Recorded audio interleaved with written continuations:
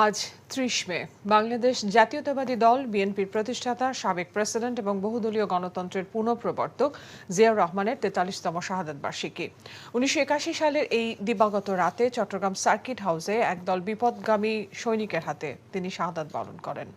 জিয়াউর রহমান ১৯৩৬ সালের ১৯শে জানুয়ারি বগুড়ার গাবতলীর বাগবাড়িতে মাতুলালয়ে জন্মগ্রহণ করেন। পিতা সরকারি চাকরির কারণে শৈশব ও কৈশোরের কিছু সময় গ্রামে কাটিয়ে পিতার সঙ্গে কলকাতায় এবং দেশ বিভাগের পর করাচিতে চলে যান জিয়াউর রহমান।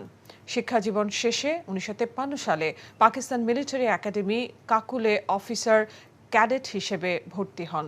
১৯৫৫ সালে তিনি কমিশন লাভ করেন। সৈনিক জীবনে তিনি যেমন চরম পেশাদারিত্ব দেখিয়েছেন, ঠিক জাতীয় সকল সংকটকালেও শক্ত হাতে হাল ধরেছেন। ১৯৭১ সালের ২৫শে মার্চ পাকিস্তানি বাহিনী যখন নিরস্ত্র জনতার উপর ঝাঁপিয়ে পড়ে, বীরত্বের স্বীকৃতিস্বরূপ তিনি বীরোত্তম খেতাব লাভ করেন। প্রতি বছরই দিবসটি উপলক্ষে তার মাজারে পুষ্পার্ঘ্য অর্পণ, ফাতেহা পাঠ, দোয়া মোনাজাতে অংশ নেন বিপুল সংখ্যক নেতাকর্মী। দিবসটি উপলক্ষে বিএনপি ২৮শে মে থেকে ১১ জুন পর্যন্ত এক পক্ষকাল ব্যাপী সারা দেশে কর্মসূচি পালন করছে।